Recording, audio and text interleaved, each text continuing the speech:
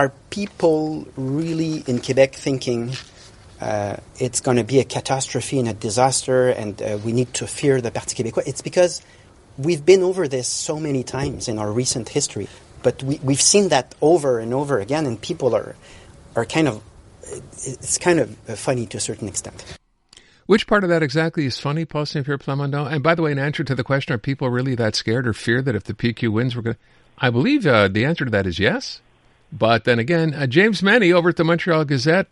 Jim, what do you make of PSPP and this reaction to Doug Ford? Well, you listen to this guy's voice, and there were several other clips that were he uttered in English, and I got to tell you, I think this guy, even though he seems to be on the cusp of greatness, has already committed one of the cardinal sins of politics is to believe your own PR.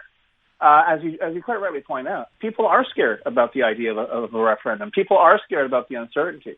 And to sit there and this, like I say, this tone of smugness that comes through his answers, this kind of haughty kind of chuckling over, oh, Doug Ford, it's bad theater, it's this and that. Here's the thing, and I'm no fan of Doug Ford. Doug Ford believes in the product. Doug Ford believes in the product because he understands that, and for the same reason we've had this anchor around our necks for the past 50 years, because separatists armed with nothing more than the idea that I'll wave my magic wand and everything's going to be fine, have been keeping this part of the country and indeed the country as a whole in uncertainty for half a century. So spare me your sort of épée kind of approach to dealing with criticism. And I says it in the Bible, which we always like to quote here on Montreal Now, pride goeth before a fall, my friend. And I'll tell you straight up, I think that Mr. St. Pierre Plamondon is in for a fall. Like I said, I'm anxious to see the next Léger poll. I may be completely wrong, but I got a sneaking suspicion that the bottom's going to drop out of this PQ, juggernaut, he said, making air quotes, simply because there is that increasingly apparent disconnect between Paul St. Pierre Plamondon and the Quebec that he would like to lead. I don't think this guy is really paying. If he is paying attention, he's trying to bluff his way through, which is very fine. I'm a veteran poker player. That's all well and good, but at a moment donné, people get your tells. People understand that you're bluffing, and I think, quite frankly, unless there's the status quo, unless nothing moves in the next polls, I think that Paul St. Pierre Plamondon is going to start answering questions with a different tone of voice when the next survey comes out. Methinks, Jim, he may have been blinded by the light. Yeah, but listen, come on, and as I say, we've had this conversation about this guy. There's like two of them. There's one that seems quite rational, he seems all right. But now we're seeing, and it seems to be increasingly taking over, at least his public persona, is that I got nothing to worry about. Quebecers will choose blah, blah, blah, blah, blah, blah, blah. It's up to Quebec and this and that and yada, yada, yada. And don't bother me with these details. And I got it, and I'll be frank, I didn't hear the French version of the scrum. But if he's talking like that in French, believe me, he's not making friends with Francophone voters either. And this guy may be proudly marching himself right off the edge of a cliff between now and Election Day. Yeah, I love reading statements like this, and I read this when I asked the question today. People are now concerned with this, right? That suddenly, separation and the referendum have become the issue when there's so many other things to be dealing with. But I'm assuming that will change during the course of the campaign. But to read a clip like, the PQ would make Quebec a rich country. He talks about introducing a Quebec currency, which eventually will take over from the... And people must be sitting shaking their heads going, what are you talking about? Not to mention, of course, what people always bring up, the federal transfer payments, the equalization payments. Where's that magically going to come from? His answer is always, well, we pay more than we get, which is in fact not the case. So I don't know. I don't know what he's smoking.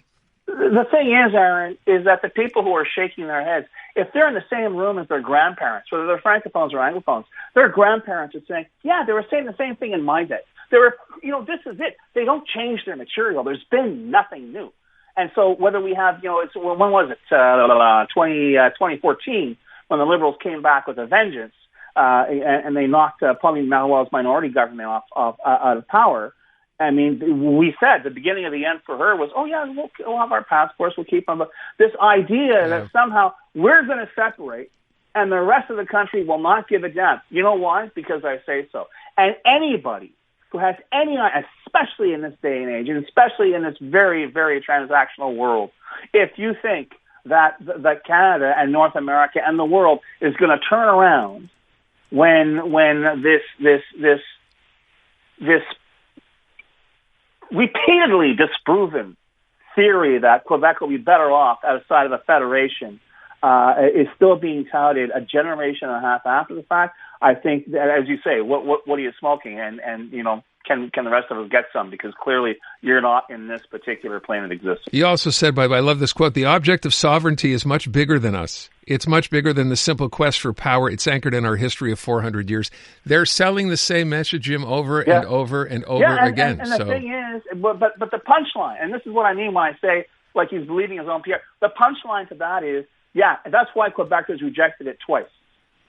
Yeah, that's really kind of the deal. And you know, my God help us. In the past nearly 30 years, Aaron, Quebecers have rejected that option twice, and it's like no. And the idea now, and I think that's going to be a political and perhaps a social question down the road, is how long does this go on? How long do separatists keep getting to kick at the can? Keep the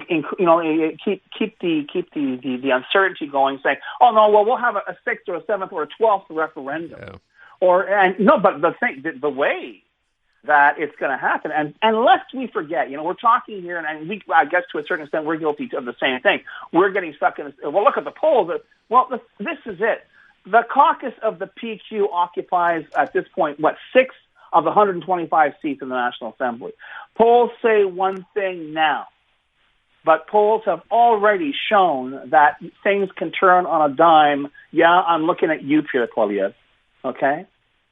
And there is a development today, which I don't know if it's been mentioned on the news. I don't know if you saw it, but there are multiple reports this afternoon that Mario Roy, the feisty little farmer from the Beauce, is not going to be in the leadership campaign because he can't cover his debt from the last leadership bid, which basically means for the next 2 weeks and a bit. Charles Milliard, unless there's a huge turnaround somewhere, which I don't see coming, is the sort of uncrowned leader of the Quebec Liberal Party. It's going to be another 2 weeks, I think, of limping and quacking because it's clear he doesn't want to get ahead of the game. It's clear. I would think his handlers are saying, listen, don't look arrogant. We got enough of that right now.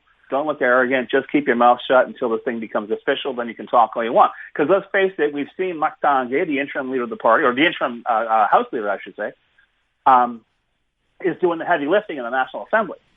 So that's fine. That's great. But it's going to be very, very interesting on St. Valentine's Day, the weekend, February 14th, which is when the nominations close.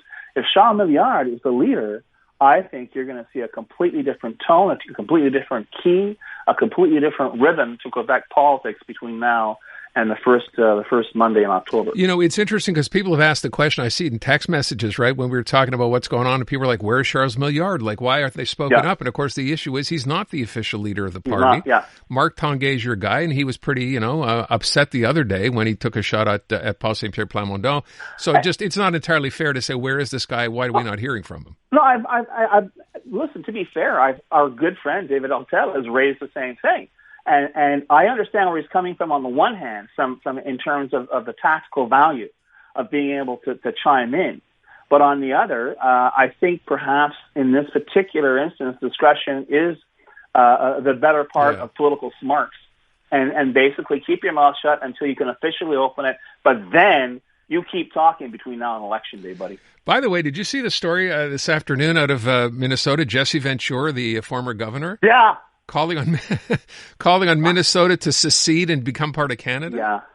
I'm not sure, of all the study I've done of the Civil War, I'm not sure whether in the wake of that they made it completely impossible for states to secede, okay?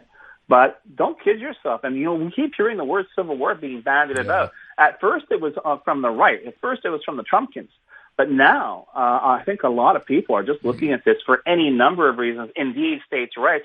I mean, we had a situation in Minneapolis where they almost called them the National Guard gonna turn around and face off against ICE. That's kind of scary. Yeah, everything going on down there right now is scary, and the fact that they're sort of, I guess the administration's answers seem to change from day to day to day, which makes it even worse. Or I don't know. Listen, Jim, before I let you go, you're here at a good time today because it's time for another edition of What Trump Meant to Say. Oh, jeez.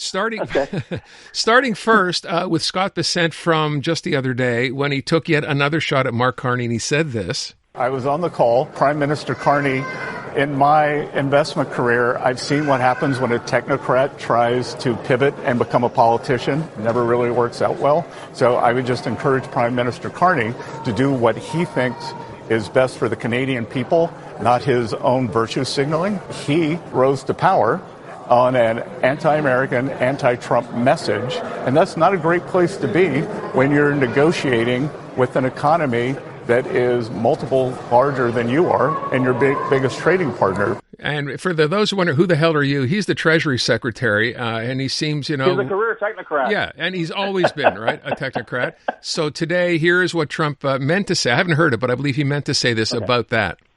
Some people don't know when to shut up, and my Treasury Secretary, Scott Bessent, is one of them. He disrespected Mark Carney yesterday when he said he was making trade deals for political gain. I know that's not true, and I will make him apologize to your Prime Minister. Signed, Donald A. I. Trump. There you go, Jim. So that's today's edition of What Trump Meant to Say. Talk to you tomorrow. Thanks, pal. Canadian women are looking for more out of themselves, their businesses, their elected leaders, and the world around them. And that's why we're thrilled to introduce the Honest Talk podcast. I'm Jennifer Stewart. And I'm Catherine Clark. And in this podcast, we interview Canada's most inspiring women. Entrepreneurs, artists, athletes, politicians, and newsmakers, all at different stages of their journey. So if you're looking to connect, then we hope you'll join us. Listen to the Honest Talk podcast on iHeartRadio or wherever you listen to your podcasts.